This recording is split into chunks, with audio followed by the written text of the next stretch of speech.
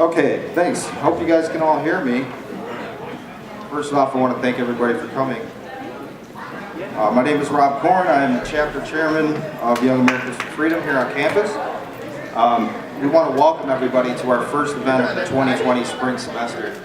We've actually been pretty busy going on trips and watching speakers and stuff like that out of town, so we haven't been able to throw many events as of yet. But we do have a lot more stuff coming up, so please keep your eyes peeled to our Facebook, look around campus for flyers and everything like that. But today, we actually decided to do an open panel discussion about an important topic that we feel is very highly misrepresented on our campus.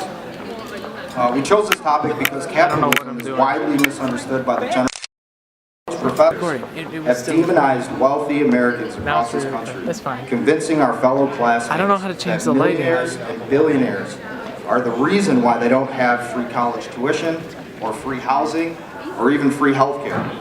But that's simply just not the case. In fact, capitalism is exactly what gave us everything that you see all around us today. These lights, these chairs, these classrooms, and even this microphone have all been created through free market capitalism. The somehow controversial idea of how government should not control any means of economic production in society is the same exact idea that is being demonized today inside of our classrooms as a racist, patriarchal system created by white people to oppress women and minorities. And I'm pretty sure you all have sat in class at some point and heard one of your professors prop up and praise socialized policies, claiming that they are compassionate, fair, and polite, telling you that taxing rich people is the solution to poverty, and how high tax rates will provide endless prosperity to everyone in America. Well, guess what? They're wrong. Anyone who tells you that massive socialized wealth distribution policies are actually good for the overall betterment of our economy is just plain silly. Instead of educating students about the truthful benefits of capitalism and how capitalism has built the best nation in the history of the world, they've actually chosen to speak against it. Well, we're actually here to change that. We're here to provide students with the truth about capitalism and also the truths about socialism. We're here to expose the lies of our educators and politicians who have told us about the benefits of socialism. They want us to actually move in that direction as a country, but we shouldn't let it happen. We can't let our professors convince us that a failed idea of wealth distribution is something that is good for us in the future. Socialist policies have actually ruined countless countries around the world and impoverished millions over the last 100 years. But our professors would never tell us about that. Instead, they actually just point to countries like Switzerland and Denmark, countries that aren't even socialist countries to begin with, and claim they are filled with millions of cheerful citizens living amongst each other in a full-blown socialized utopian paradise. But in reality, they're just associating mainly capitalist countries with socialism and using those countries to promote their political agenda on economics here in the United States. So take things like the Green New Deal, for instance. I'm sure you've heard one of your professors in the past talk about how the Green New Deal is so critically necessary to stopping climate change in the future, and how all of us students should support it. But the legislation is actually a massive economic takeover of private industry in our society, something that would totally collapse our economic production and decimate our country's wealth. For some reason, our professors want us to believe that turning over our economic freedom to the federal government will somehow make us safer and more prosperous in the future. But us conservatives disagree.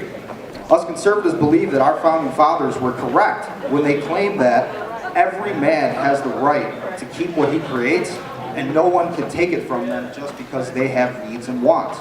Our politicians and educators have done a really great job redefining capitalism in its moral terms. And it's highly discouraged many college students into learning about the good that capitalism has done for the world.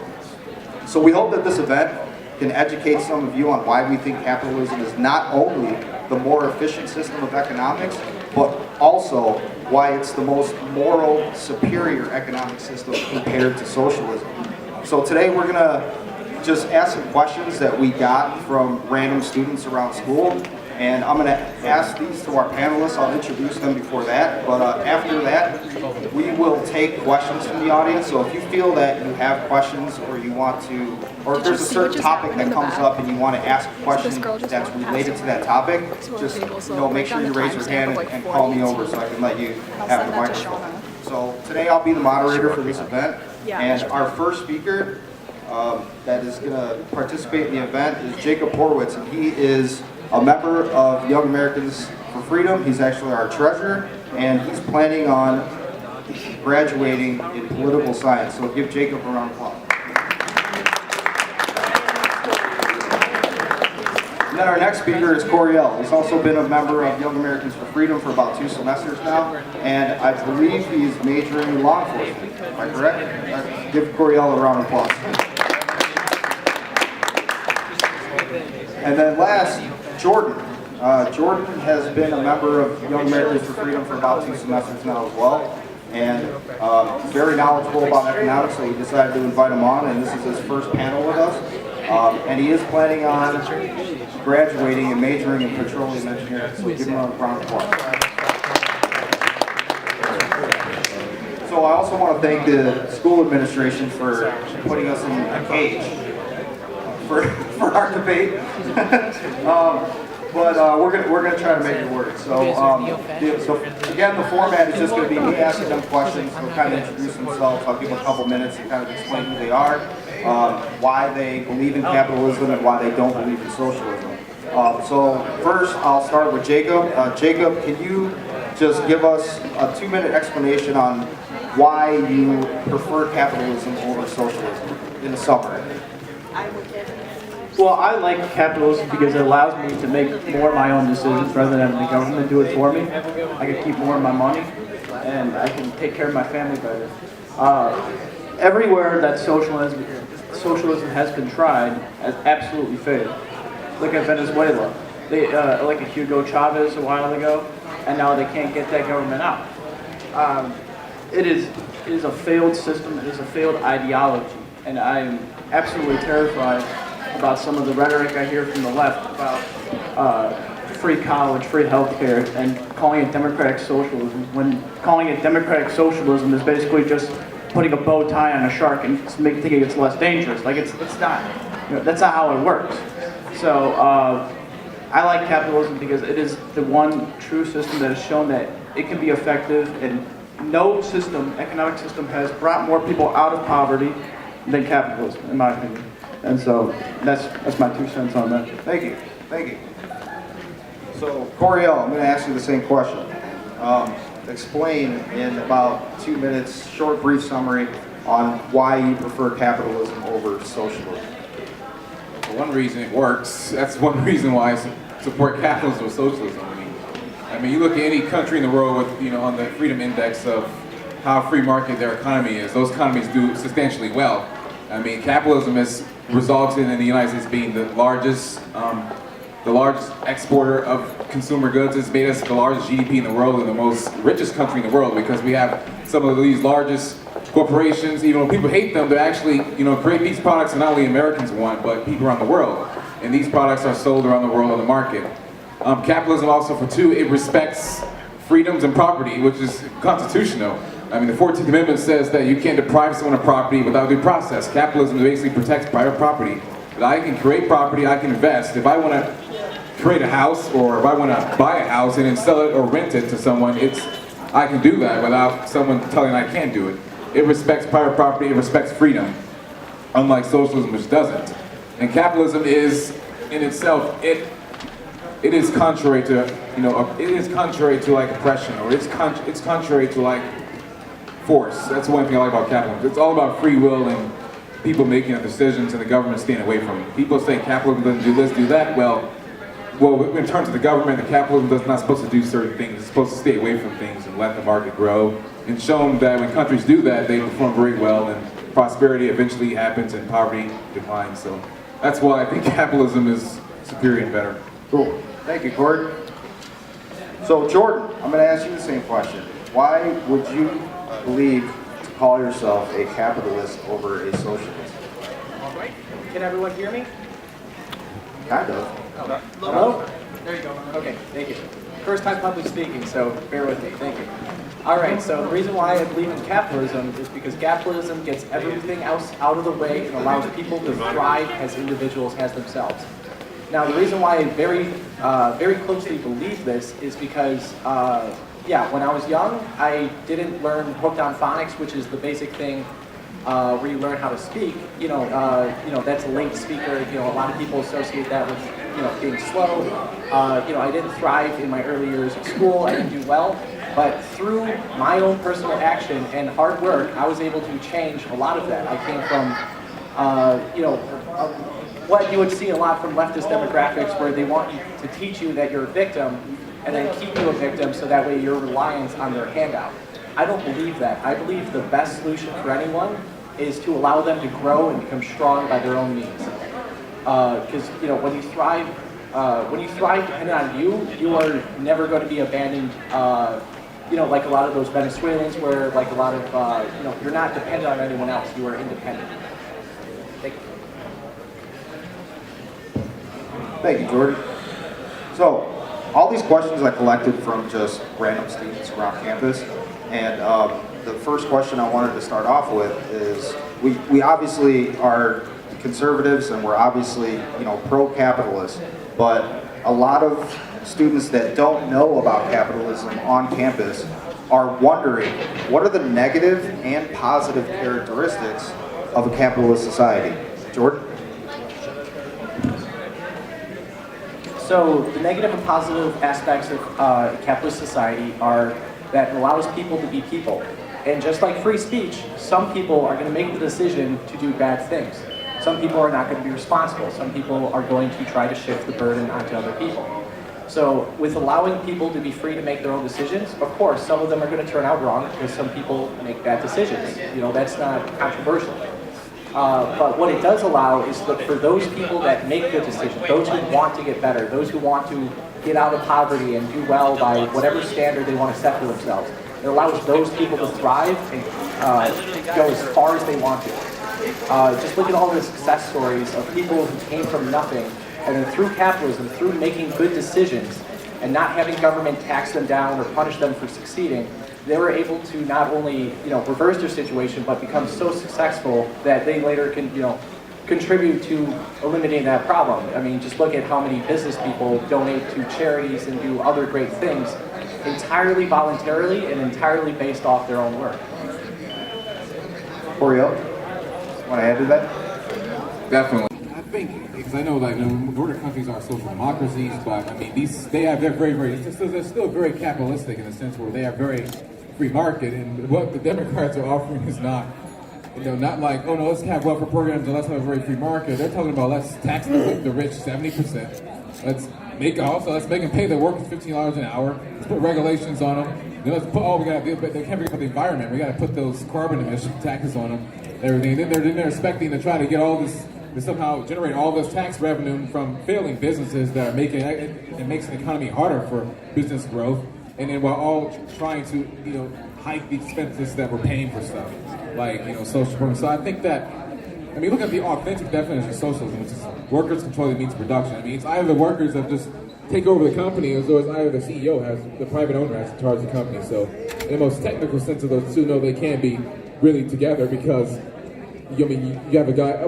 Possibly, because I know there are some workers that do own business, but that's consensual. They'll actually invest into the business on some stocks, and so they actually invest into it as opposed to like, hey, I think I should own your business because I exist, which I think is just silly. So for the most part, I don't think having like a system that's so socialistic is just not good. And you want a free market capitalist system. I mean, even if you want to like welfare programs, you'd be better off having a capitalist free market system that's actually able to generate that money. We're better off, like I said earlier, I don't know if you were here when I said how you can have lower taxes that can actually result in more tax revenue, which happened in the 1920s. Like you start off a business with $10 million a year, the business gets a 10% tax, they pay about about $1 million in taxes. Then in the 10 years later, their business is now a $10 billion business, and now they pay $1 billion in taxes. even though the tax rate hasn't increased, the tax revenues increased. So businesses still thrive while you also have more revenue to potentially pay for welfare programs as long as you spend reasonably. So I think that is the system that we should work, not let's squeeze as much money as we can out of the top 1%. Let's make it hard for them to make more money. Then let's spend more money and require for them to put, because it's like socialism requires more money from the rich, because you're going to have a society that you have to continue to have a load of taking care of people that's going to continue to increase. So you're going to need more money from the rich, but you make it hard for them to make more money, which is going to result in increased amount of debt. So it's just terrible economics. Can you use the state Do you want to follow up with that? All right, cool. Yeah. Usually you guys think capitalism will be too much to the extreme. I mean, I think you guys would agree. At least you would want a choice where the taxes go. I would not want to militarize the police. I would not want to put more money into the military. I would rather put more into schools or to libraries, things like that. My boy borrowed the socialist scissors, but because he didn't have his own, but we had it for him, and he reciprocated it. He cleaned up his mess, and I appreciate it. But it shouldn't be by force and we mandate that you reciprocate everything back. I think it's very justified, but I think it's going to hit to a point where it's too extreme. I don't know if you guys would agree. I think we already went to that point when we had kids working in coal mines. But I think the system we have now is a great system where there's an effective regulation to make sure that it works for everybody. We don't have kids working, like 20 hours a day for making like 40 cents an hour. It works for everybody. There's always a possibility where that, might happen, but I don't see a future in where capitalism becomes like a super extreme thing where everybody's just running around and things like that. Because the whole point of capitalism is an exchange of services. And I think as long as, like I said, like you gave me your scissors, I used them, and then I reciprocated it. That's capitalism. Like that, we are exchanging services. And that's the whole point of the system. It's not by force. Like I didn't say like, gosh darn scissors. Like you gave it to me, that's how it's a free will. And that's what capitalism is. It's consensual. Exactly. Go ahead. In my opinion, I think it's like, what if society goes back to slavery? It's like, that's that kind of question. I think it was kind of like, I don't think it's going to happen, given that the entire moral sphere and societal, the entire moral sphere and societal, expectations are changed. There's no way we will let that happen. I mean, anyone in Congress who wants to bring back slavery. No, just like no one wants to bring back, no one wants to reverse Teddy Roosevelt's regulations of business, saying that you have to have labels on the food in which you sell to people. You can't put destructive stuff inside of food labels and sell it to people without them knowing about it, and people die and you make money from it. Like I said earlier, it's okay to make money, it's okay to make profit and make a business and make a corporation. You just can't kill people in the process of doing so. So I don't think it's going to go on regulations at all, and that's why that's what you're saying about extreme, like capitalism going back to days of Karl Marx. I don't think it's going to happen. Not as long as we have a lot of people in Congress, especially Democrats in Congress, won't let that happen. Yeah, that just won't happen. I don't think that. No Republican is actually either. All right, so the reason why I chose capitalism is that it allows people's individual choices and responsibility, personal responsibility, is what allows them to succeed. If, for whatever reason, that is no longer the case, that is the point where I think it goes too far and we should go back to capitalism. Okay, so there's a big thing, misconception I hear a lot on campus about the top 1% of most wealthiest people in the world are actually holding something crazy like 60% of the wealth. Now, can you guys kind of explain how that happened, and if it's even true? I don't think it's true because wealth is something that can be created. There's not a set amount of wealth in the world. Wealth can always be created. That they don't have just only 60% of the wealth. They might have like a lot of money, but they're still creating it. Like we create wealth by doing other things. Wealth is not just a set. There's not a set pool of money in the world. We can always create wealth. So I think that's a false statement to say that the rich are hoarding all the money. Well, they're also the ones investing the money back into their businesses and things like that. It's not just hoarding it. That's my take on that. Jordan? all right, I don't believe most money is generated by growing. They take some base cost, they do something to make it, attractive enough where someone wants to buy it or service, and then they sell it for an increased cost. And, that increased cost represents, the value of their own time. I don't think it's immoral or that there's anything wrong if someone happens to do that enough where they generate a very large amount of money. So I don't think there's anything wrong with that. And on top of that, if you do believe that is somehow immoral, a lot of those Nordic socialist countries, a lot of them falsely labeled, they still have a small amount of people owning a lot of wealth. So if you think that's an issue, socialism doesn't solve that issue. Oreo? Yeah, I just don't think that's completely true, that they're all just hoarding all the money and everything. I think that, because I feel like the idea that of making money is that you want to be able to have money that's going to continue to grow over time. You want to continue to have more, income coming in. You're not going to, at some point, you're not going to, you want to keep staying above in the market. Like Amazon, he wants to keep winning in the market. He has to keep investing money in great businesses.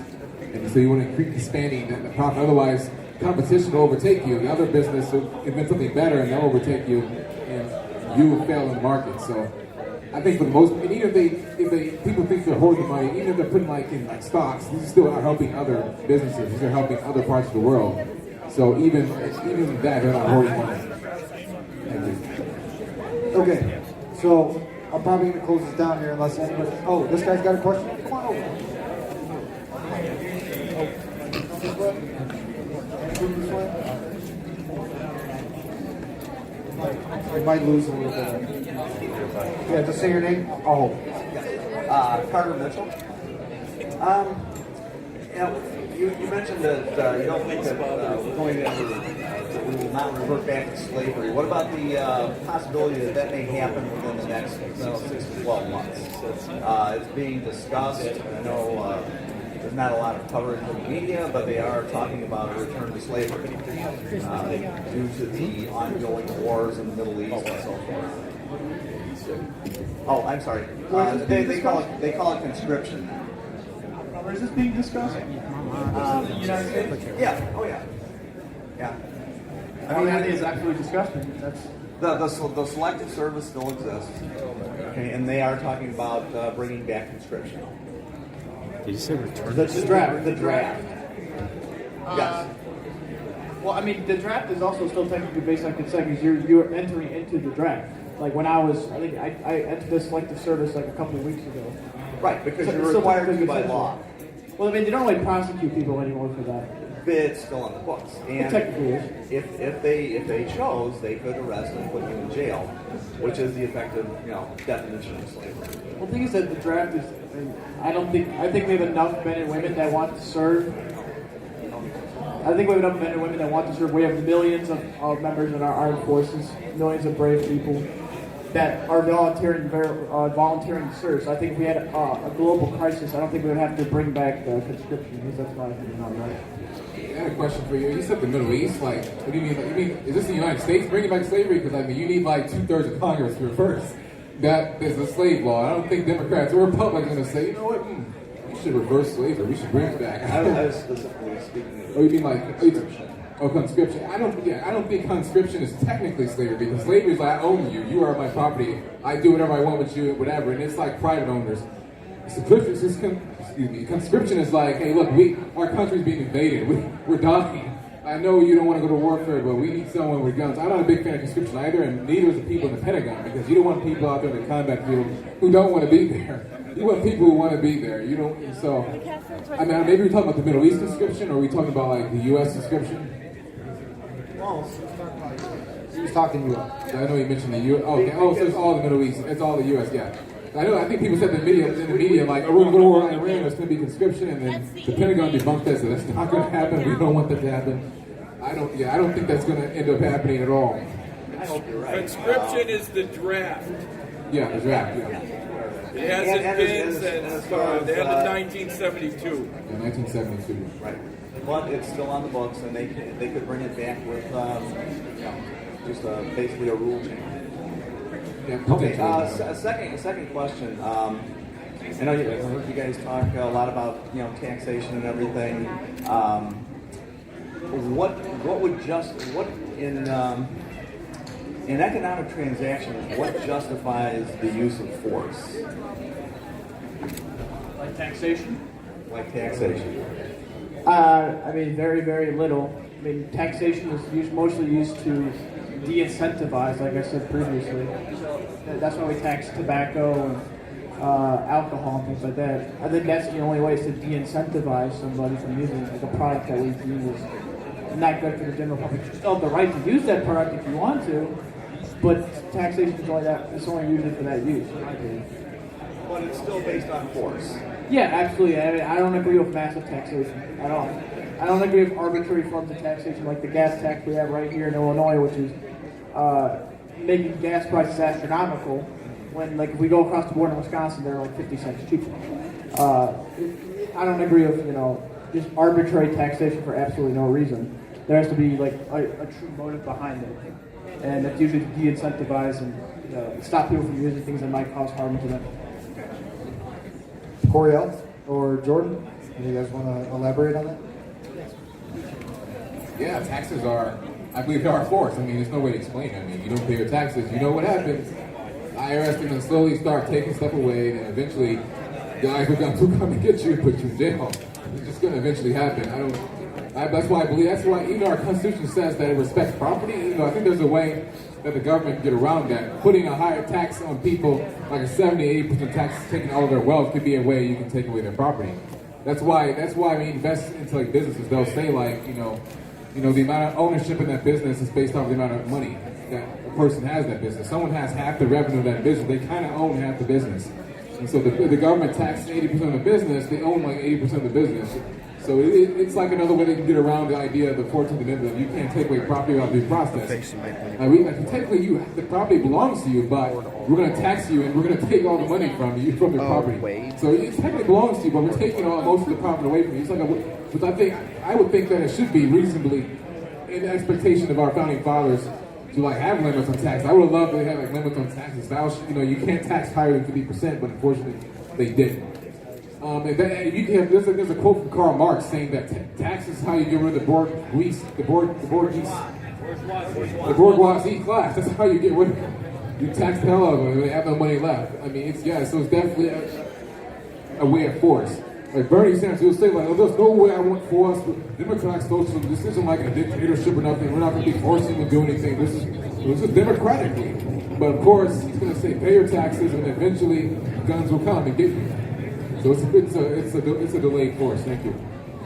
The guns will come to get you. Not people with the guns, but the guns will come to get you. Jordan, you got anything to add to that? Or? Sure. Obviously, there has to be some amount of taxes for us to have a society, but I think where that line is drawn as far as what force is necessary, to have higher taxes, or where that line is it's highly context dependent. For instance, World War II taxes went up really high, and at that point, force would be necessary because that was very grave consequences, and the detriments were so severe, and there was a moral duty to do it. So it highly depends on the context. All right, Hilton's got a question. Come on, Gary. How you doing, man? Good. Here you go. Isn't it true that an aggressive pursuit of socialism is an aggressive rejection of liberty, and an aggressive pursuit of capitalism is an aggressive pursuit of liberty? Isn't it true also, one more thing, that capitalism is the embrace of, well, I think you already said that already, so we'll go there. One more thing. Well, let's talk about that first. I'd say I agree, because under socialism you don't really have a lot of personal liberties. You don't have the right to choose what you can do with your own money. You don't have the right to choose your own doctor. You don't have the right to choose a plethora of things. My dad lived under a socialist system, and he told me a story one time where he, every month the government would give him like a card of the amount of things that he could get, like milk, eggs, bread, and beef and stuff like that. And if you ran out of that for that month, then you couldn't get more. That is what socialism is all about. It's a rational, in a capitalist system, you have the freedom to go buy, I'll buy 15,000 donuts if you want. You got the money for it, go in. So that's the beauty is that, so under capitalism, yes, you do have these personal liberties that you can do whatever you want to do with your rights. And I think that's the beauty of it. And there's one more question, comment. Is it true that whenever government has control of the entire economy, it's inevitable that they're not going to be able to maintain a democratic, free, and open political system? I can repeat again. Okay. Is it true that whenever government has control of the entire economy, that it's inevitable that they're not going to be able to maintain a democratic, free, and open political system? Kind of like what Venezuela, yeah, this ended up happening. They took the entire control of the economy. The economy ends up going downhill to a destructive path, and to the point where literally people are eating out of the trash cans there. I mean, children don't have any food or nothing because they put all their trust in the government. The government screwed up because the government thought that they could pay for everyone. The government put all the trust in their oil industry, with oil prices fluctuating, changed on the world. They had overspent money on so many social programs that they could not afford anymore. And instead of doing the right thing and saying, we got to cut programs, they want to. I think democracy, a combination of indoctrination and democracy led Venezuela, and lies, led Venezuela to that point. Hugo Chavez said, hey, look, vote for me. I will give you free everything. I will give you free stuff. I'll give you gas, subsidized gas. I will give you free college. I'll give you free healthcare and all these things. I'll help you succeed in all these things. I'll give you subsidized housing, all these things. And the government's gonna pay for everything. And they were doing it for a while until the oil business fell down into destruction. They lost majority of all their revenue. So, but instead of cutting revenue and saying we can't support it anymore, they decided to keep spending and borrowing money, which is also hard to cut the revenue because to cut the revenue, people are relying on the government. Once you rely on the government, it's hard to cut the government. Once you create an entire society that's relying on the government, then they have no choice but to rely on the government. But the problem is the government doesn't have the money anymore, so everyone's screwed. And that's what happened in Venezuela. So I think democracy actually can work to actually ruin a country in socialism. And now it actually does end up resulting in dictatorship, and now there's no democratic voice. To a point that literally Maduro would try to deny their starvation. What kind of leader would deny their starvation of their country? People are literally starving to death, and Maduro was literally denying. He was denying aid. Even the U.S. and other European countries said, "Hey, look, we'll give you aid, Maduro, to help your country. Your country needs help." He was like, "No, we don't need the aid." They didn't get the aid at all, and they put guards there to prevent people getting the aid. So, and now we went from a democratic country of we'll give you. But the way I see it is capitalism is the best evil of all evils. It's the best poison you're going to choose if you don't like problems with it. So a lot of the positive effects of capitalism, you look at Henry Ford is a great example. He invented, there's this incentive to create something that will benefit society and profit from it. He invents he invents the Ford or the Model T car. And this is revolutionizing the entire world. This is one of the major industries. They were quickly able to mass produce cars that could get people to drive long distances instead of on horses, which horses were limited, so they were more expensive. So they were actually less expensive for a better quality product or service, which was vehicles and cars that he produced. He made millions of dollars. People may call him evil, but he changed the world. So it incentivizes the success to create something, to go out there, do something that you want, invest into it, and then profit from it. That's the good things of capitalism. That's why we have iPhones, we have technology, we have services. You look at commercials, people are trying to buy, they're trying to get our pitch so that way we can buy something that they're trying to sell to us. So that way, not only so that way they can improve our lives. So capitalism is all about trying to move forward and incentivize, is trying to incentivize, growth and incentivize doing better. And so the problems with capitalism is there are problems with it, but a lot of these problems were way back in the days of Karl Marx. There was child labor, and there was also bad working conditions, and there were not any regulations from the government on a lot of these industries. So many people were being exploited under the working system, and they were getting paid terrible amounts of money. But even today, those problems have lessened. We have strong worker unions that actually do have a balance. You have minimum wages. You actually have laws, child labor laws. So there are pros and cons of capitalism. But at the end of the day, I think capitalism is the best system that we have. And if someone else thinks there's something better, then they please present that. Thank you. Hey, Coriel, I kind of want to add to that. So, as a conservative, do you actually believe that the government should regulate some industries or some aspects of a free market? Well, yeah, it depends on what it is. Like Teddy Roosevelt, he put like restrictions on companies because they were killing people. He said you can't create all these products that people buy and eat. They consume in their body and then put stuff on the label that they don't know what's in it, and this stuff is dangerous and kills people. You have to let people know what's in it. So, I mean, I believe in making money. You just can't kill people to make money. I don't think that's too much to ask. Absolutely. Jacob, you want to add to that a little bit? So we're talking about the positive and negative traits about capitalism. Well, yeah, I mean, I think there are positives and negatives to anything. You know, I mean, I think one of the negatives, if you think back to the 1900s, early 1900s, that there was a lot of child labor that was involved. And also, it does create the possibility of monopolies in some ways. But at the same time, it also creates the possibility for competition. Competition always drives prices down. In my opinion, one of the biggest pros is that capitalism can develop countries in a way that no other government system can. Look at how fast the U.S. developed from, let's just look at 1940s to 1980s, how much innovation we had. And look how the Soviet Union developed. It actually regressed. Their GDP absolutely stagnated, while the U.S. had absolute massive growth. We can even look at China. China was a completely Marxist system. And then when they introduced some capitalist policies, their GDP growth was astronomical. One year they had a 14% GDP growth. Like, that's insane. So capitalism can do things that no other economic system can, and they can help people in a way nobody else can. Thank you. So, kind of want to move on. If anybody has a question relating to any of these specific topics, please raise your hand so I can give you guys the microphone and you guys can ask questions. Anybody up there, if you guys want to participate too, come on down.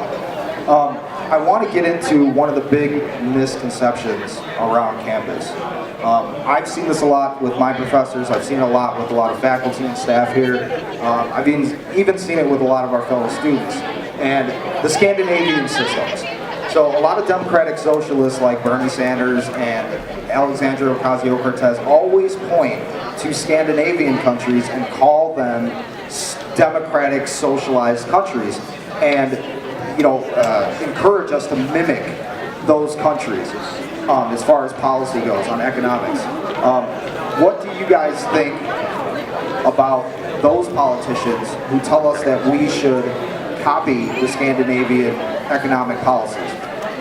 I think that is one of the biggest fallacies being perpetrated by people like Bernie Sanders and CLC. First of all, Scandinavian countries like Denmark, Sweden, Norway, they are absolutely not socialist. They, in fact, have some more free market principles than we have. They privatize their public transport. They allow school choice. And they don't tax the rich and give it to the poor. They squeeze the poor because they're the ones that take most of the benefits, like the free healthcare system that they have. And a system like that, which does not work in America because we have 330 million people, whereas Scandinavian countries combined only have about 60 to 70 million. So it's a lot easier to create a system that works for that amount of people than in the United States of America. Coriel, you want to add to that? Or Jordan, you want to add to it? All right, yeah, so there's some strands that we have to separate out in there. First idea of democratic socialist. There is no such thing as democratic socialist in the term that it does not make it morally right if you're in a room with 3 people and you and your buddy vote to steal from that third person. That doesn't make it morally right. So there's not really a huge difference between democratic socialist and socialism. So that does not solve the issue, the moral issue with socialism. And then as far as, quoting to some of these countries, there is a very big distinction between socialist programs and a socialist economy. A lot of those countries have socialist programs, but they're supported by a capitalist economy. For instance, they used to point to Denmark a lot more than they do now. The reason why is that Denmark, had trouble supporting the socialist programs with capitalist, economy, even though, it's just a piece of this whole economy. It's not the whole economy. So Denmark actually elected a right-wing government, so that's why they kind of moved away from it, because it's a failed example in terms of what they're trying to push. And then as far as these are not controversial facts. These are not, in fact, 2015, the Prime Minister of Denmark went on record saying we are not a socialist economy. He wanted to clarify that because he is so frequently that country is so frequently misquoted. It's not really a good argument to present this. It's just more of an immoral argument to present, assuming people don't look up the facts. So, I don't actually believe that these people who are pushing this are that ignorant where, they can't look up what the president or the prime minister of the country is telling, Okay, yeah. You can add to it? I can add to that. All right. So that's a common myth that people say that, the Nordic countries are socialist. That's not true at all. Oh, no. And I can pull up a lot of information about that. For example, the tax rate in Norway is 22%. That's the corporate tax rate. The Sweden tax rate is 22%. Denmark is 24.5%, and Finland is 20%. So that's the corporate tax rate. That's the rate of taxes that businesses actually have to pay. In the USA, tax rate used to be actually above 35%, but Donald Trump lowered that to 21%. So he lowered the tax rate to a level that these countries are at. A really socialist country is not going to be very, And he got demonized for it. Yeah, and he got demonized for it, even though he lowered it to what most European countries' tax rates are. Even there was even a quote from a Democratic prime minister. He said, "I know that some people in the U.S. associate the Nordic model with some sort of socialism. Therefore, I would like to make one thing clear. Denmark is far from a socialist planned economy. Denmark is a market economy." This is what Prime Minister Rasmussen said. He says the Nordic model is expanded welfare state that provides a high level of security for its citizens, but it's also a successful market economy with much freedom to pursue your dreams, live your life, and do as you wish. And also these countries rank very high on the free market rankings. These countries have little regulations, in some cases lower regulations in the United States, including Denmark. And also, it is worth noting that the Nordic countries were economic success before they built their welfare states. Those productive economies generate good income for the workers, allow the governments to raise the tax revenue needed to pay for the social benefits. It was not the government benefits that created wealth, but wealth that allowed the luxury of such generous government programs. Which, this is different from what Bernie Sanders thinks. These countries are just not socialist as they think they are. I don't even think he knows what socialism probably really is. He's completely ignorant about that. Also, on top of that, they have a tax rate of the middle class that's actually much higher than the U.S. tax rate, and this is a flat tax rate. That means millionaires pay the same tax rate as middle class people. If you suggest this idea to Bernie Sanders and any of the Democratic candidates on the debate stage, they would think that's asinine to think that the middle class should be taxed at the same rate as millionaires, even when the tax rate is at the same level in these countries. Bernie Sanders said these countries, Bernie Sanders once said that billionaires should not exist. Well, he said billionaires should exist, but then when he became a millionaire, he no longer said that anymore. Now he says billionaires should exist. Well, when you look at those countries actually have a higher rate of billionaires. They actually have plenty of billionaires, so I don't know what he's thinking about in saying this. So these countries are not socialist, they are very capitalistic, they are private, they embrace the market and free market, they embrace the private sector. While of course having generous commodities. Also, Norway is a country that literally has like an oil refinery business that's marketed to the entire country. And oil is a very expensive resource that many people that can generate a lot of revenue for a country. Norway also has a population like less than the city of New York. This is a country that literally has our biggest city has more population than the country, Norway, and they have a very productive society. You can't possibly compare a country with like 5 million people. Denmark has about 5 million people, and then to like the United States of 325 million people that don't contribute to the same economic level as everyone else in society. So to compare these Norway countries to being socialist and saying we should be like them is just silly. I think we should just look at our country and see what we can do based off of our abilities. Thank you. Thank you. Okay, so some good points brought up there. A lot of people have been talking about democratic socialism and relating it to the Scandinavian countries, and so you guys gave out some pretty good information there. I want to move on to the next topic that people are asking about on campus. So I'm sure everyone's seen the poll. There's a Gallup poll. There's a ton of different polls that claim that over 60% of students actually prefer a socialized system in America, but only 20% of them, somewhere around there, actually know what socialism actually is, like what the actual definition of socialism is. So a lot of students on campus are confused, so they want to know, why do you guys think that socialism has gained popularity in the recent years? Well, I think it's in part because of those people. I think if students heard more about the horrors that happened in the United Socialist Soviet Republics, Soviet Union, or about what a lot of people went through. Like I'll give an example. Like my dad, he lived in Poland, and he had to live through a socialist system and how oppressive that is. And I think it's a failure of the education system to accurately teach what a socialist system does to its people. And I think it's in part ignorance in a lot of ways. I think it's people like Bernie Sanders who are pushing this narrative, which is absolutely not true. And it's just pure ignorance of history. That's just my take on that. Jordan? So the question is, why do you think socialism has gained such popularity on college campuses in recent years?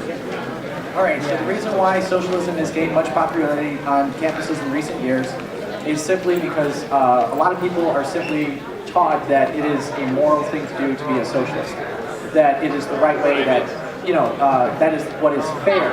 But they only speak of the outcome, they only speak of the benefits. All they're doing is asking, what do I get out of it? They're not speaking of what goes into it, of how much work it takes to build up that much money, to become that skilled to be able to provide other people jobs.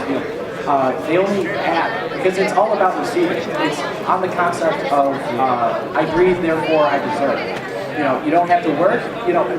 The number of people who would take a free lunch that goes offered is everybody, because socialism only provides, oh, here's the free lunch. Never mind who's paying the bill. Never mind that making other people pay the bill is going to have consequences, because if you tax all the job providers, there's going to be less jobs, and hey, it turns out you're paying the bill too.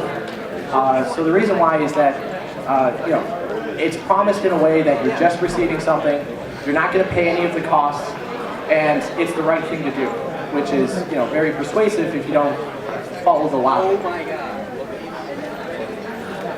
Oriel? Yeah, I think it's just misinforming. A lot of people are just indoctrinated. I think that's the only way you can probably put it. People are just told by the media and what socialism is, by Bernie Sanders, by their professors, and they don't actually do research on what socialism actually is.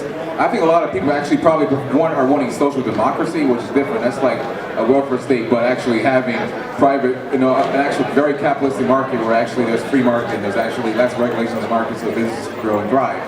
So I think there's a lot of misinforming about what socialism is. That's why I think a lot of people will say, and I love socialism, even though they're talking about like Venezuela socialism, but I don't think they're talking about that, but that's what actual socialism would be. I mean, the government completely taking over private industry and nationalizing many industries and saying that we the government bureaucrats know what's best for you. We can provide everything for you. We can even provide you phones. We can provide you technology. So that's what socialism really is. People really don't know that. So I think it's just misinforming and indoctrination. Okay, so all of you guys pretty much mentioned that a lot of college students are actually getting into this idea of socialism because of what they're learning at school. So my question is, what are some of those things that the professors are misrepresenting about capitalism that's driving college students towards favorable ideas of socialism? Jordan, you can go ahead. One of the main ideas that is being presented that is driving people towards socialism is the idea of falsely portraying capitalism as, the reality is there's no way to exploit someone in capitalism as it is today. Everything is done based off consent unless you work for the government. So, no one can be exploited because everything they do is based off their own permission, their own freedom, their own decisions.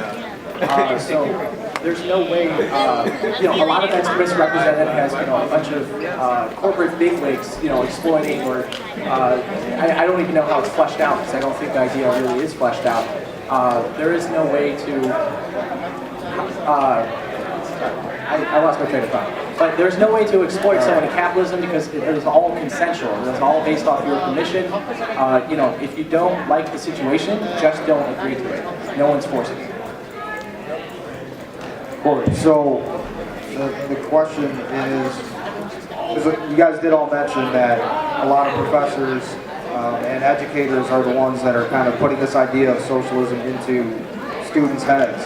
So what are some of the things that professors are misrepresenting about capitalism inside of our classroom? Jacob?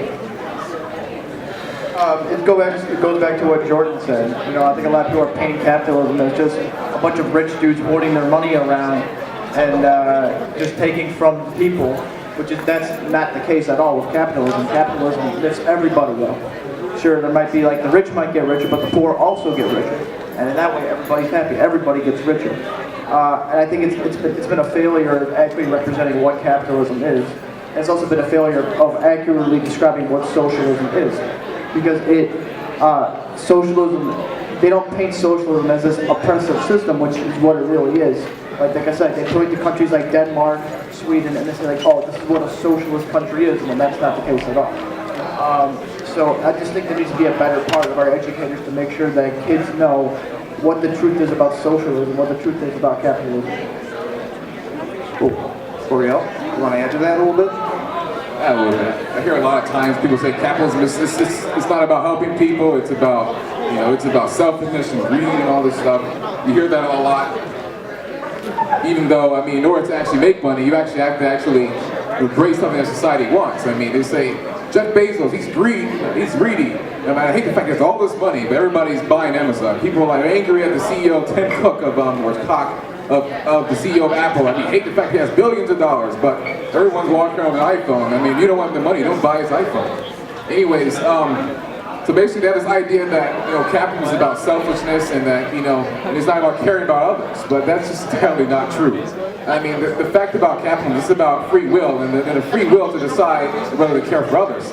Socialism is putting a gun at someone's head and saying, if you don't give to the poor, I'm going to blow your brains out. That's what socialism is all about in communism. It's all about that we, the government, give your money to the government, we're going to give it to the poor, and we're going to give it to those in need.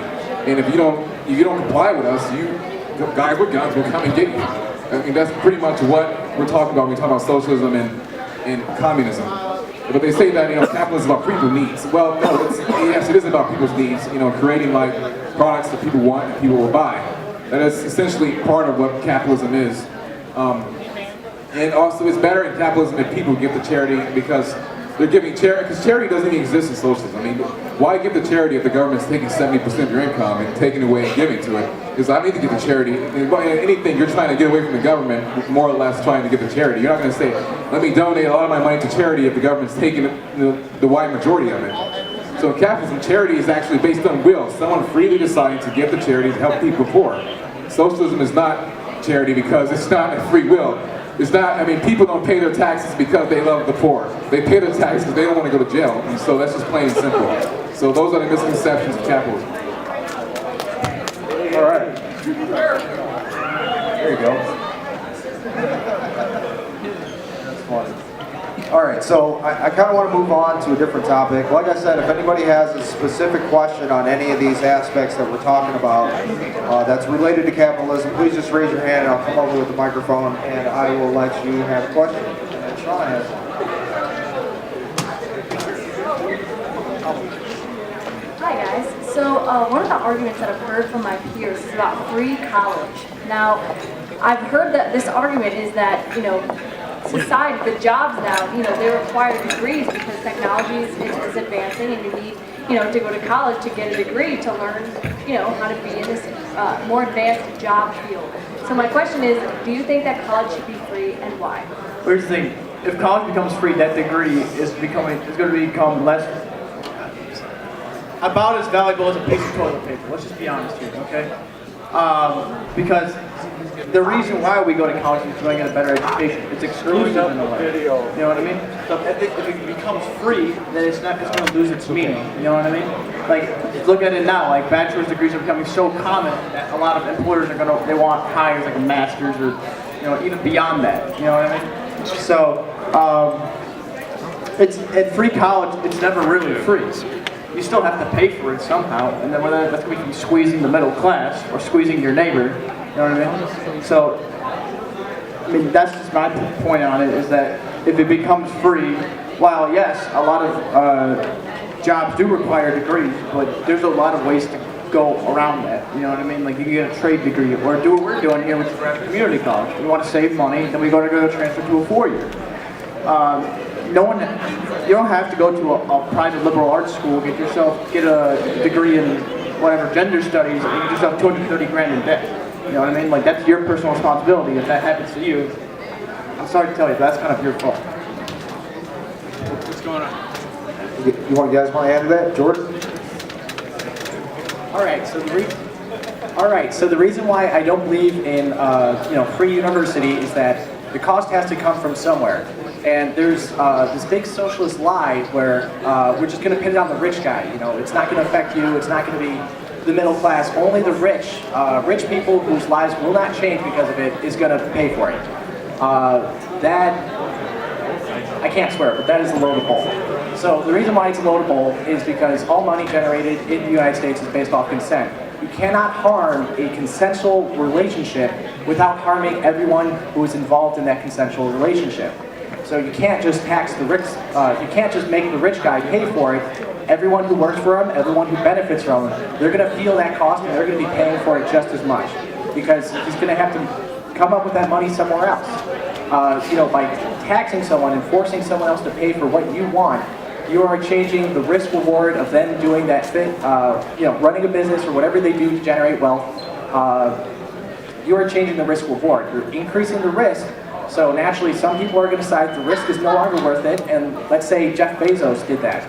You know, how many people would be out of a job? How many people would no longer have access to, cheap items that they rely on and use every day? So there is no way to just pin it on the cost on one person. You know, everyone's going to pay for it. So there's no such thing as free. There's no such thing. Yeah, I heard that a lot about free college and all this stuff, which sounds nice. I mean, it also reduce student loan. I mean, Warren says she's going to reduce all the debt, well, about most of the debt. Then we have Bernie Sanders, all the debt. Of course, I mean, where they're going to get the money from? They don't know where they're going to get the money from. And of course, he wants to tax Wall Street in order to to accommodate for the money to get college, to get free college, even though, I mean, many economists have said that, taxing Wall Street is going to change, you get tons of money from that degree. I don't see why they're going to go to law school and pay a lot of money. I don't see why someone who's a middle class person should have to pay taxes to pay for this lawyer's degree. I mean, even though he's going to be, most of the college debt is people who are actually going to law school, doctors, actual jobs that actually pay off in the long run. And a lot of these people statistics actually show that most of the people that actually, have a lot of college debt are people that are actually making above $100,000. These are affluent people. So making college free is going to help the richest people, not the poorest people. I mean, some of the poorest people can't even get an education at the grade level, let alone go to college and do better. And making it free is not going to make them more likely to do better if you haven't solved the issues. In fact, just like, you get that sweater from grandma on Christmas, you're probably not going to love it as much as something you bought with your own money, something that you actually paid for decent quality. The U.S. does have some of the best colleges in the entire world. That's actually a fact. Maybe that's because of that. I don't think making it free is the best way to do it. I mean, the government went into college and made it worse in the 1970s because they wanted to increase the amount of people to go to college. But of course, when you increase demand and when supply is limited, this potentially can cause, higher price rises, and that's what happened with college. They also increased loans, and these loans, they were funneled into college because, hey, look, that is a mentality that you must succeed in order to go to college, and if you don't get a college education, that you're not going to succeed. You're going to be poor and you're going to be homeless, which is entirely not true. I mean, there are millions of jobs that are actually pay you that don't need a degree. According to Georgetown University, they said that there will be 55 million job openings in the economy through 2020 to 2024. And these degrees, and 36% of the job openings will not require education beyond a high school diploma. So there are many jobs that you can learn a trade and be able to make a decent amount of money, like $50,000 above a year, even without a college education. So, like Germany England actually once had free college. They took it away because they knew that it was benefiting the rich far more than it was benefiting the poor. And it was just being a drag on the tax system. Same thing with Germany. They're actually half and half in society on whether they want to stop free college because the taxes are high because of that, the property taxes. And also because of that, making college free, you have more people want to go to college. When there's a higher demand, there's actually going to be limited supply, so college is going to naturally become more expensive, that's what's happened in Germany, which the actual college expenses increased by 20%. So it's going to increase. So I just think it's not a good way to solve the college issue. In fact, I think we need to actually limit loans, and we need to convince people to go to trade schools, community colleges like CLC. I mean, go here. I mean, don't go to an Ivy League school to learn, gender studies. You cannot get a job in gender studies and going to an Ivy League school and come out with $80,000 in debt, and then say, well, okay, now the government should go and actually reverse that debt for me. And it's the same thing the government's doing. They've been luring people into traps, saying, we're going to go to college, it's the best thing for you. You're going to go, and you're going to have all this amazing success. And then they don't give you transparency. They screw you over in the end, and then you have to owe all this stuff, $80,000. Then they try to bribe you with their vote and saying, we're going to actually deduce that. We're going to actually, we're going to actually forgive all your student loan debt as Bernie Sanders, Bernie Sanders proposes, and then that's what happens. So I think big college free is not a good idea. It is actually not going to actually attribute to the actual problems. I think we can make a system much better than that. Thank you. I just want to say, so like I said, you said, England made college free. Now look at them. They have some of the best educational institutions in the world. Look at University of Cambridge, University of Oxford, London School of Economics. Those are some of the greatest institutions in the world because they allow to be able to innovate with their education system, not be held on by the government. Yeah, I mean, you also have to take into account just because you pay for someone's school doesn't mean they're also going to pass. It's also a thing you got to look at. It's on, right? Okay. Okay, so I want to move on to another aspect of this panel. I want to talk about some taxes. And I know that you guys know a lot about taxes. Lower taxes. So, my question is capitalism somewhat, oh, no, I'm sorry. Wrong question. So how can you guys justify the Trump tax cuts, which highly affected only ultra-rich corporations? Well, I'll say that because there was a recent study put out that showed that most of the gain in the net worth has been by the bottom 99%. In fact, there's been a 47% increase in the people who are the 99%. So it's not just helping the rich, as you said, because the rich, that's the whole point of trickle-down economics, that it trickles down, and that's exactly what's been going on. Look at the amazing economy that we have right now. We just had, I think, 225,000 jobs that were added to our economy in January. So it's been working very, very well. It's not been helping just uber-rich people, because the uber-rich people have been investing their money. They've been helping out other people, investing in their companies, adding jobs. That's the whole point of capitalism, is that people get money and then they put the money back in. You know what I mean? So I think it's an illogical argument to say that it's been just helping rich people, because the facts say that it has not. So do you guys think that maybe the middle class and lower class tax cuts should have been maybe a little bit higher? Maybe a bigger percentage should have came off the top as far as the tax cuts went? Well, yeah. Republicans back? Well, yeah, I mean, maybe a little bit, because I think when someone has a tax cut, they can do more with their money. Most of us are middle class families, and I mean, if our parents had more money to spend with, we could get more things. But it's still been helping out people regardless, that are below the uber rich people, because that money is still trickling down. They're getting, wages have been rising. In January, wages rise by 3.1%. So it's been shown that it's been proven that it's helping out not just rich people, but it's still been helping out the rest of us. And that's the beauty of what the Trump tax cuts has been doing. Thank you. Jordan, do you want to elaborate on that? Sure. So the reason why a tax cut for the rich helps everybody is, like I said before, you cannot harm a consensual relationship without harming everyone who benefits from that consensual relationship. Now, the reason why that this is good, reducing the detriment to a rich person, is that it increases the risk reward. And when there's more risk, there's more people willing to take that risk, which means there's going to be more people willing to go into the jobs, more people creating markets where they're trying to employ you, which means if there's more people trying to buy the same thing, the cost of that thing's going to go up. It is good to have more jobs than there are people, because that means that people are going to go up in value. We want people to grow. We want things to get better. So that, that program incentivizes that, so, it's good for everybody.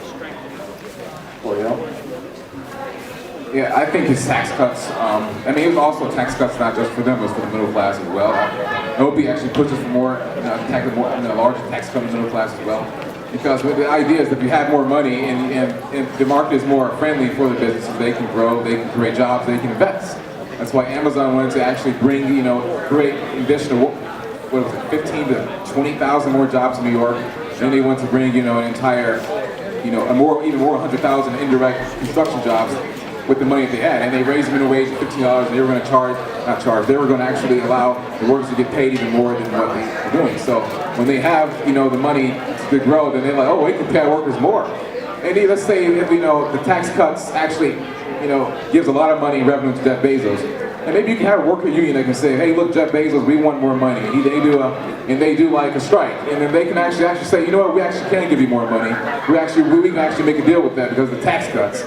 I think the tax cuts are, better. It allows the business to be able to, give more to the workers and give more to the economy and invest more, as opposed to not having those tax cuts in general as well. I think that's all I have to say. All right, so, what's that? Oh, we got a question? Oh, Andreas, come over here, bud.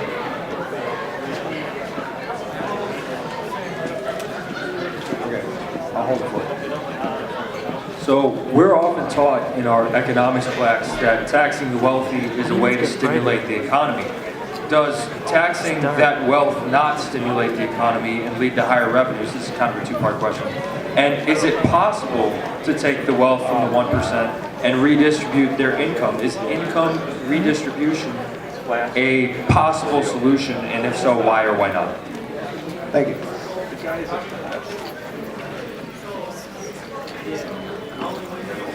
Want to start? Oreo? Yeah, I can start. All right. So the idea of taxing the wealthy, the top 1%, and trying to create these social programs and better for society, I do believe in this idea of the Laffer curve, and which is the idea that if you tax the wealthy at some point, they're going to start investing less. And they're going to be more likely trying to run away from Uncle Sam than actually investing. This happened under the Kennedy administration. He said the taxes are too high. And John Kennedy lowered the taxes, the corporate taxes. He believed that investments would do better and businesses would be able to thrive better and actually invest more than what they were doing. This actually happened. The businesses actually thrived in the 1960s. We had some of the lowest taxes during the Roaring 20s and some of the highest free market. That's when we had amazing amount of growth in the economy and expanded consumerism during that time.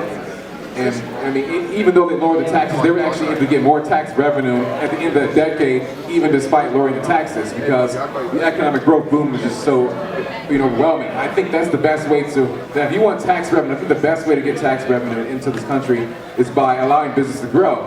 Because the idea is that if you have a business that starts off with $10 million and you tax them at 10%, they pay $100,000. Then over time, within the next 10 years, their business will grow to maybe being $10 billion. And now the tax revenue is the tax rate is still at 10%. However, the tax revenue is going to be at about $1 billion, which is far more than what it used to be.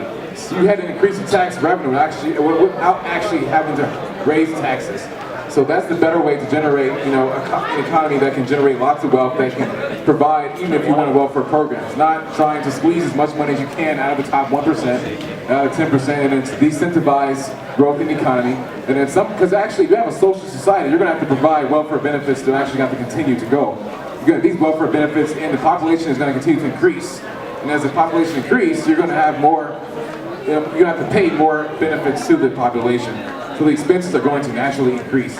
So you want the GDP to actually continue to grow, so that GDP, you can actually have a decent tax revenue. And if you're having extraneous taxes that are not promoting, incentivizing, growing economy, and if businesses are investing their money into non-taxable incomes, trying to get away from Uncle Sam, then you're not going to have that growth in tax revenue, but you're going to have a growth in expenses, which is going to lead into a prolonged debt, which is just bad economics. That's why I think that a lot of the people, the so-called socialists, in the debate stages that we're seeing at the primaries, they're insane. I just think they lack understanding of economics. They just have this mentality that this is what we need to do to better society, but who cares about how we're going to pay for it? Who cares about what it can do to the market? Thank you. So let me just say, taxation is called because we want people to. So why are we taxing income? It is. I think it's it's ridiculous in my opinion to think that raising taxes on the wealthy would actually boost the economy, because who are the ones that are creating the economy? It's these rich people. They're the ones that are creating the jobs, investing their money. Have their money, they have less money to make their company grow. And I think that would be a major failure on the part of the U.S. government, because we have created an economic system, at least under Trump, where we have seen businesses grow at a rate we haven't seen in almost 50 years. And it's amazing to see what we have, because these people have been investing their money back into the company. They've been giving people, like I said, like wages just rose 3.1%. People have been getting more jobs. This is the lowest unemployment rate we've had since 1960. So to say that raising taxes on the rich, in my opinion, it would stagnate the economy, because they would have less money to invest. And so that's my take on that. Jordan, you got anything to add on that? They pretty much nailed it. So Okay. So getting back to Andreas' question, do you guys think that it is possible, like Bernie Sanders and all the Democratic socialist candidates are saying now, that we can tax the 1% and somehow redistribute that to the rest of the people, and that will give us free healthcare, it'll ignore our student debt loans, it'll give us a pony and all this other good stuff? Well, no, because about last year, I would say the combined income that was made by the 1% was about $1 trillion, I would say. So taxed at 100%, that would not pay for Medicare for a year. For everybody in the country. Okay? So I don't know how they can promise all these fantasy land programs that they're going to have when even if you tax the rich 100%, take all their money, it's not going to pay for it. So no, in my opinion, it's not possible. You have to dump that cost onto middle-class families who are already struggling a lot to get by, because there's a disappearing middle class in some ways. But the problem is that it's a ridiculous argument, in my opinion, to think that it's possible. It's really not. All right. So, if anybody has a question on any of these aspects, we got a guy over back here. You want to come around? Can you come around? Tell us your name, where you're from. Come right over here. I'll hold the microphone for you. And I actually believe that, I'm going to argue for Medicare for all. I feel like it would be cheaper.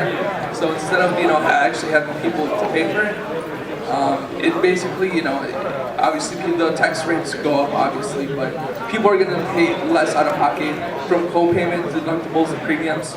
Also, we're going to eliminate the middleman insurance companies, so it's just a single-payer healthcare payer system. So you eliminate the middleman, the insurance companies with their motives are for profit. It's like profit driven. Same with pharmaceutical companies. It's they're trying to make a profit, and that's why people can't afford their medicine, can't afford to go to the hospital. There's about 40,000 people die every year because they can't afford to go see a doctor in the United States. That doesn't happen, just north of the border in Canada. And also, there's also about, I believe it's 400,000 people that have medical debt that have these bills. That would just eliminate. So I feel like, make the top 1%, the rich people, pay their fair share of taxes. Because even though, they do have a higher tax rate, but they also, we also have to pay for taxes on consumer goods. So overall, their tax rate's actually lower than the middle class people. So if we actually get them to pay, fair share, we can have these social democracy programs like free college, free healthcare, eliminate student loan debt, and so So overall, there's also I heard that overall, in a span of 1 decade, Medicare for all would actually save like $1.1 trillion instead of keeping the system we have today. Yeah, can you just do one thing and define fair share when you say that rich people should pay their fair share? Like, what does that percentage look like? I don't really have like a number, I don't have the statistics or whatever, but from what I've seen, they just want them to pay more. Well, yeah, because they're not paying their fair share. There's people, not even make a minimum living wage. Also, there's 50% of people in the U.S. make $30,000 or less a year. People paying, paycheck to paycheck. They're struggling while the people, are, they're exploiting the employers at the bottom half because they need to have these jobs in order to keep paying for their bills. So, the wages aren't fair. I feel like wages aren't fair. We should have, also, and then, so, we also have to pay for all these things that the government essentially could provide if we raise these taxes on the rich people. And, we've got free college. It's not just, their tax being raised, it's also ours, but essentially we're going to pay for less because we don't have to pay for our colleges. We don't, out of our pocket, it's tax money. We don't have to pay for, hospital bills. It's not coming out of pocket, it's taxes. So with that, I feel like it would help the economy overall. It would, give people even opportunities to move forward instead of actually just staying at their stagnant job that's not going to get them anywhere because they have to keep working to pay. They're living on paycheck to paycheck. Basically, that's what I'm saying. Okay, so there's a lot that goes along there, obviously, but Medicare for All, as it was proposed by Elizabeth Warren, that program would cost about $3.6 trillion per year to give health care to every single person in the United States. And as I stated before, the income of all the 1% combined was only about $1 trillion. So that's a very, very small number. And I mean, you talked about cutting out the middleman, but then the government becomes the biggest middleman possible. They're the ones that are going to dictate where you can and can't get covered. You're also eliminating all the jobs. Yeah, you're eliminating millions all those of people are private going to collect insurance social, jobs. unemployment. And here's the thing: we have some of the greatest healthcare institutions in the world.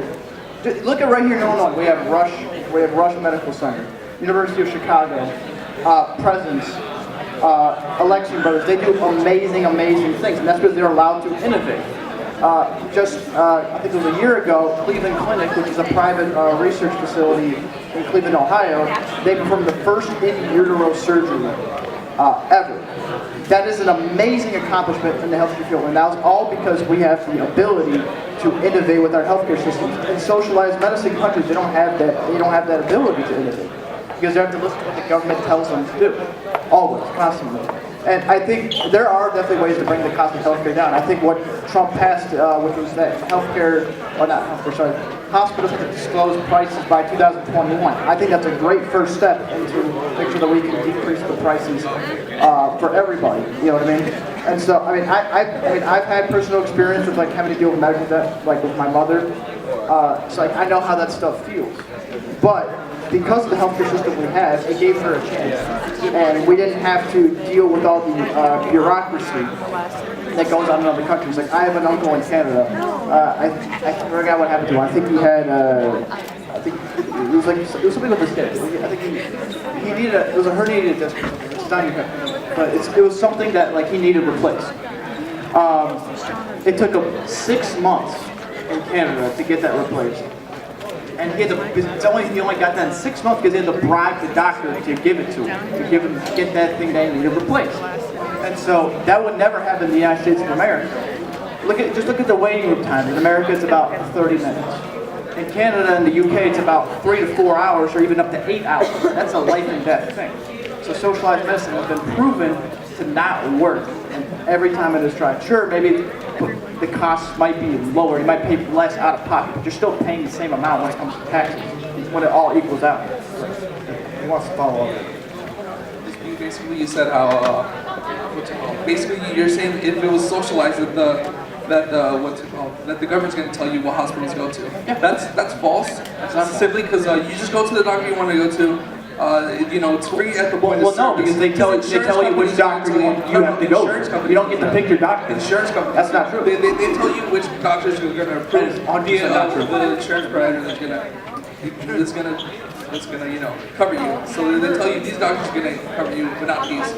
I want the freedom of choosing my own doctor in a socialized system.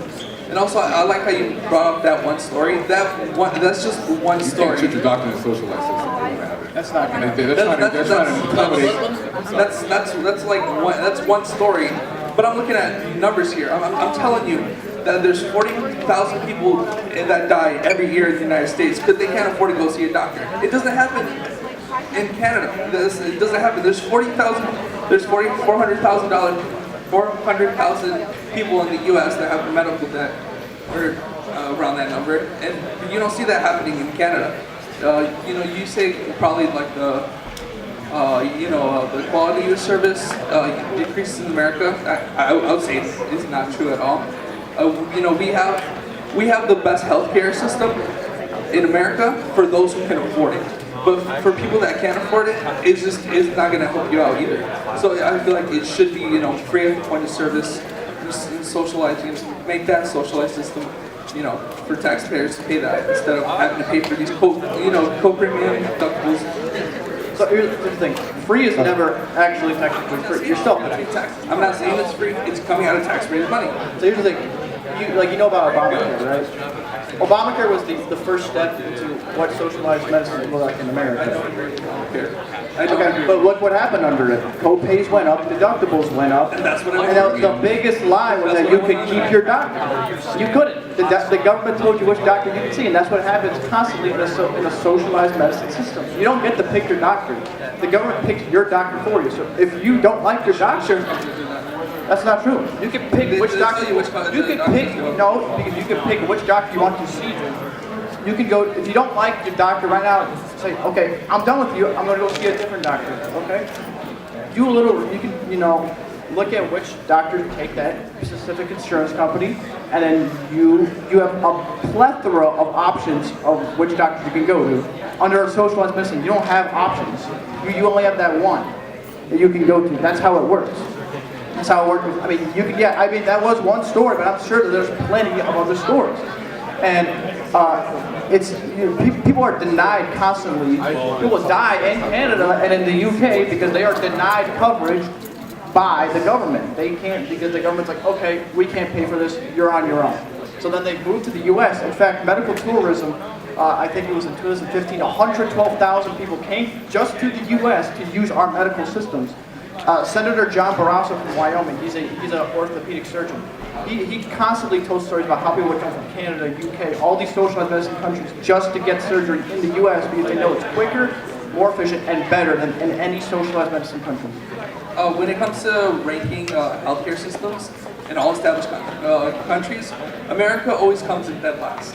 Yeah, but we talked about this before in our healthcare debate, that you have to really look at how they're measuring these statistics, right? You have to look at that. So that plays a huge factor. Right. It's also based on it's coming out of taxes. I also want to go back to how you said it's going to eliminate the jobs in the insurance companies. Well, it's good. That shouldn't even be a job, Why not? I mean, they're providing a service. Yeah, but it's for profit. I don't believe that going to see your doctor should be something that for them to make a profit on. I think it should be a right, not a right if you have the money for it. Well, here's the thing, they're providing a service to you. They're giving a service to you. So you pay them money, and they give you that service. That's not true. That's what you can, even if you don't have a whole stack of money on you, you can still have other healthcare options. Yeah, I'm not completely rich. Well, yeah, but I mean, under a socialized medicine system, you still have to pay for part of it. Yes, it's not completely free. Yeah, so it equals out the same that way. It equals out the same, so it doesn't matter. You pay a lot more in taxes. Yes, but less out of pocket. It's going to be less. Like I said, it equals out the same. With the amount you pay out of pocket to the amount you pay in taxes. There's no difference, discernible. It is because once you make the millionaires and billionaires pay their fair share of taxes, they don't have the money to pay for it. They don't have the money to pay for it. To get healthcare. They don't have the money to pay for that. Can you give us maybe a little bit of insight on the millionaires and the billionaires this guy's talking about and how much taxes they actually pay? So this is coming from the taxfoundation.org. They said, we estimate that applying a new 70% tax rate, ordinary income above 10 million, what pros are one, will raise about $291 billion between 2019 and 2028. we already established that by that same period of time, that's going to be trillions of dollars in medical expenses, so that won't even come close. So that's why you certainly can't just tax the top 1% and expect them to pay for everything. Not to mention how it's going to hurt business and incentivize, and it's going to have economic growth down. So you're going to have like rising expenses of everyone trying to get health care, also having like lower revenues of tax revenue coming from the top 1%. You're squeezing all the money out of them. And also, according to factcheck.org, which talked about Bernie Sanders' plan, because he actually said, no, we're going to save more money on healthcare. You just have to vote for me, which is actually not true. I mean, the guy, he actually misrepresented this guy's actual study. He said that this guy, his name is Blahouse, I don't know how to say that name. He said that it is likely that the actual cost of Medicare for all will be substantially greater than these estimates, which assumes significant administrative and drug cost savings under the plan. And also assume that healthcare providers operating under Medicare for all will be reimbursed at rates more than 40% lower than those currently paid by private health insurance. He's going to give them less reimbursements for under his plan. So he assumes it's going to be less. It may be far more expensive than what he thinks. So no, the top 1% is not going to be able to pay for this.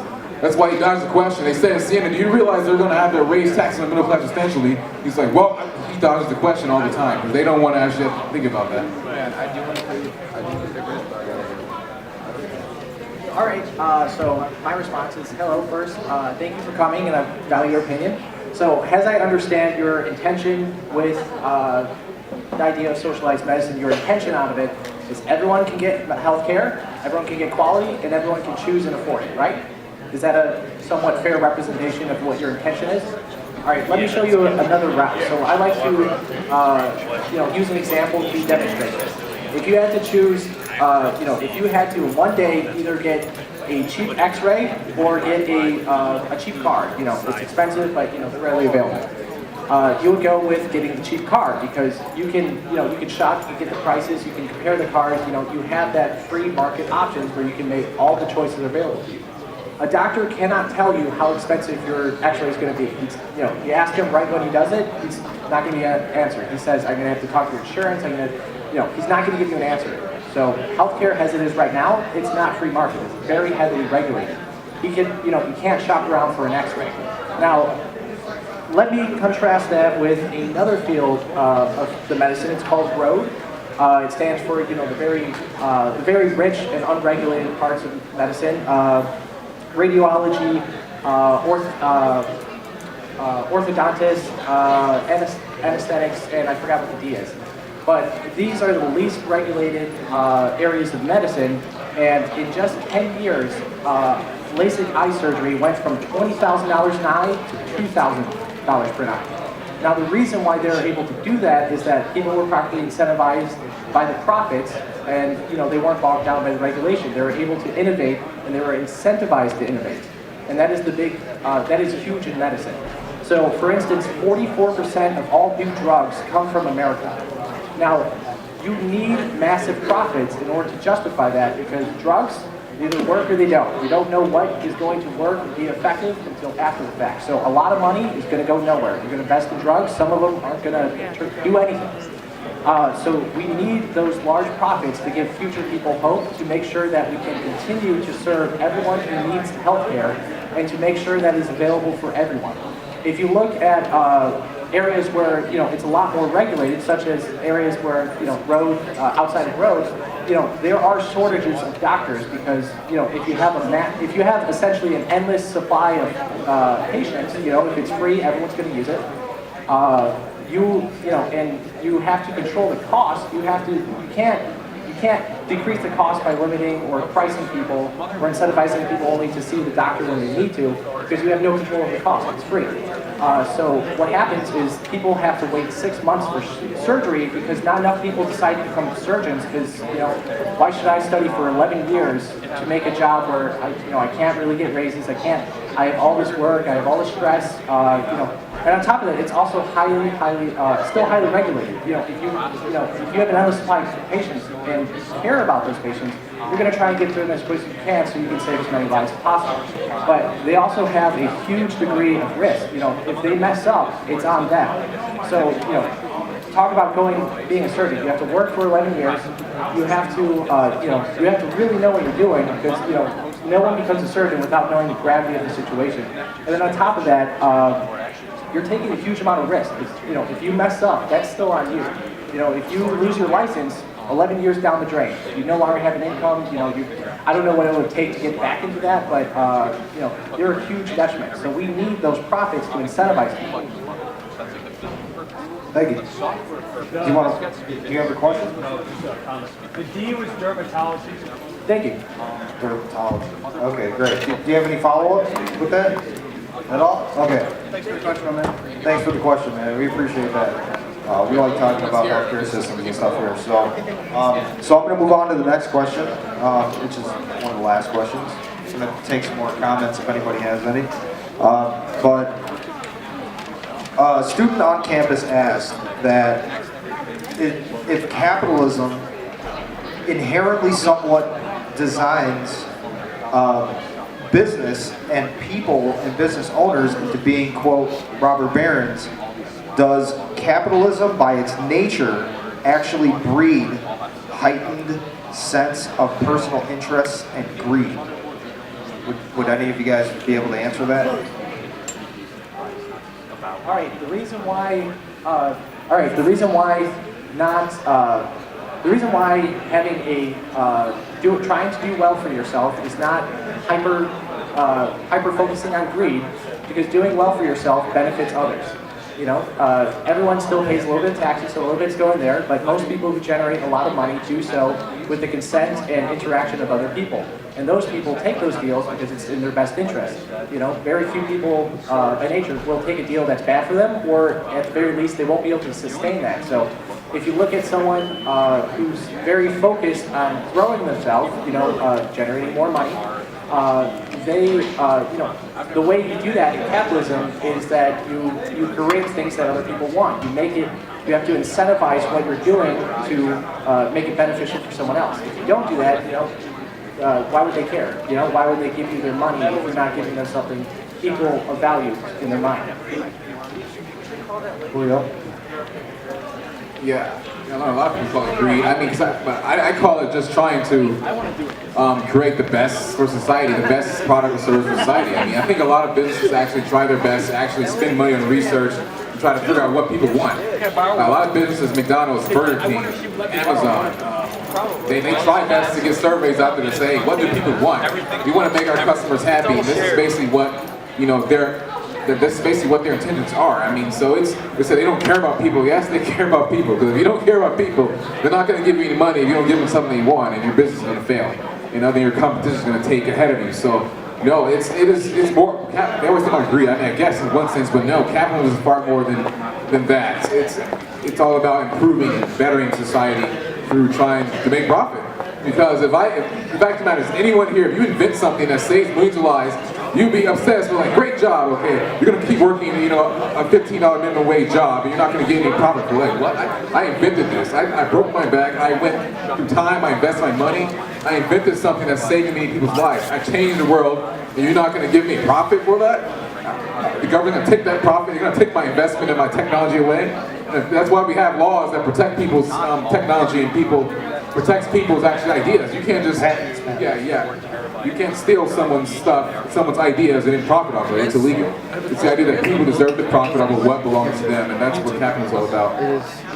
You got something to add to that, Jacob? Well, yeah, I mean, because here's the thing, like, I think it's what Jordan said, that it helps both parties. So because you're exchanging something for something that's of equal value. So let's just say you go to like a pretzel stand or something in the city. You go up there and you're like, hey, let me get a pretzel, okay? So the person that's selling the pretzel needs the money more than they need the pretzel. You need the pretzel more than you need the money. That's the exchange of services that happens in capitalism. You need that thing more than that person. And that's how capitalism works. It helps both parties. You get something of equal value for everybody. And that's you know, my take on it, is that I think that's it's a weird analogy in my opinion to say that it only helps one person. That's only based off of greed, when in my opinion it's not, because you're exchanging it for something that's of equal value. Greed isn't always a bad thing. I think we've talked about this before. Well, I mean, you know, If you're a business. I mean, I'm not Gordon Gekko. I'm not going to say greed is good. That's not me. But I mean, wanting to make more money as long as you're trying to help other people, that's good in my opinion. Like, you can make a profit as long as you're still helping people, which is what most businesses do. That they provide a service to everybody in exchange for money. Then in my opinion, that's a good thing. All right. Any questions? Anybody got any questions? We're going to kind of open up the floor and kind of just let people ask questions and let people exchange ideas. Come over here, bro. It's always over here. Thanks for coming, man. Appreciate it. Yeah. Don't just come by. Hey, you guys. What's up, Jordan? Yeah. I always see you around. Rob. Yeah, I mean, I'm kind of biased towards, grew up pretty poor, but I think, I mean, why, like when I seen the flyer, it said capitalism versus socialism, like, why does it have to just be one or the other? Why can't, I mean, I would think it'd be better if they kind of coexist. There would be probably like a safety net for people not to like be forgotten in society. And I think any extreme in any system can be pretty bad, So, yeah, why the flyer one or the other, or versus, up against each other? Sure, all right, thank you for coming, and yeah, I see you a lot, so thank you. All right, so the reason why I don't believe they have to be versus, except for one notion. Socialism is inherently based on force because you do not have an option not to pay taxes. However, a rightist idea, socialism is to taxes what charities are to capitalism. So if you wanted to redistribute all your wealth in capitalist system, no one stopped you. If you wanted to give all your money to a charity and have that help whatever cause you want, nothing's stopping you in capitalism. In socialism, you don't have those options because you don't have the option anymore. It's done by force. So it doesn't have to be capitalism versus socialism because someone who views socialism without force, which isn't really socialism, you can exist in a capitalist society. In fact, by you being allowed to make your own decisions, keep your own money, to do you are able to do every benefit you can see out of socialism completely in capitalist society. So you're right, it doesn't have to be socialism versus capitalism. Quick shout out to this guy because he works at the library and he helped me with like that little cutter thing. He's an awesome guy. He's awesome. He's awesome. Okay, so I mean, my response to that is, in capitalism, it's all based on free will. You have the right to make what decisions you want to make for your own life. And in socialism, you don't have that option. The government is making the decisions for you. I think I have the right. I can run my life a lot better than any government can. Because I don't think the government knows what's best for me, for my family, for my neighbors, for my friends. They don't know what's best. And so I feel like in a capitalist society, you have the right to help yourself, help other people. If you, like I said, if you want to go on a plane, dump all your money out the plane. You have every single right to do that. And I mean, in a socialist society, you don't. And so, I mean, I love the fact that we have the free will to make our own decisions, to go on the path which we want to. Corey? I think, because I know that Nordic countries are so people begin to hate. So, and now we went from like a democratic country of, they would say, you know what, big government is now, big government is the solution to the problem of why things are getting worse. Even though big government is the reason why we got there in the first place. And now it's down to the point where, big government is the only thing you have. And now you have a dictator sitting there who denies that his people are starving. So that's what can happen to democracy and socialism. See, the socialists always make a lot of promises, don't they? And they just don't fulfill them, and they just take more power. But speaking of that, this is probably the last question today. Isn't it true that in a socialist system, power is always centralized in the federal government, and the people lose their representative government, economic freedom, and their right to life, liberty, their religious freedom, their pursuit of happiness, and eventually they're disarmed? Yes, I agree with that because when you control all the money, you dilute people's rights to do anything about it, and you decide that the government can do more and step into people's lives more than it should. Of course, obviously, by definition, that would become tyrannical because they're deciding things they shouldn't. They're deciding people's lives. They're controlling. So yeah, I would agree. All right. I kind of answered that question, which, yeah, socialism turned into this terrible society that is now just like, let the government take care of everything, and now it's just like, you know, a dictator. Everybody's fighting for food and everything, and people were trying to overthrow the Maduro government. That's why he has to resort to these terrible means. They took away, by the way, they took away people's guns. I know this isn't a gun control panel, but that's going to come actually in a few weeks. He took away people's guns, so that way, hey, look, you get more power, and now they would love to have those guns back, but you think Maduro's going to hand those guns back? No. So yeah, democracy, a lot of times, I think with socialism, that they use like democracy to actually take away their rights and everything. They'll say, hey, we're giving you rights, only to take away your rights in the long run, and now you're left with nothing. But, Cool, thanks, man. So, Andreas, you got a question for us? Over here. Right here? So recently there was a movie with Mark Ruffalo. I don't know if you guys have seen it. It's called Dark Waters. Have you guys heard of it? No, it's not The Avengers. But it's a true story about a company within the United States poisoning citizens, and it concerns DuPont, and that they were putting Teflon in the water. And it was just a really kind of nightmarish case. And have you guys heard of it all before I continue? Okay, so just to finish up, a lot of people have questions on crony capitalism, but other people try to separate it as cronyism.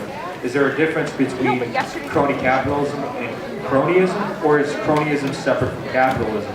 And what should be done about situations like that?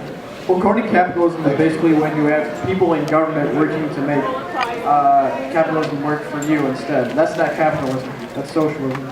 I'll give you an example. There was a developer in New Jersey that wanted to develop like a block of condos, and he was denied zoning permits from the city, but the city gave permits to a donor, a local donor that gave to the mayor.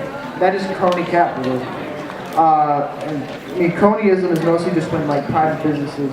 Nowadays I think we have enough regulations in place where we can see like corruption with our own eyes. Like we're seeing in Illinois right now. Where we can try to avoid that as much as possible. But crony capitalism, in my opinion, is not a real capitalism. That is a facade in a lot of ways. It's disgusting in my opinion.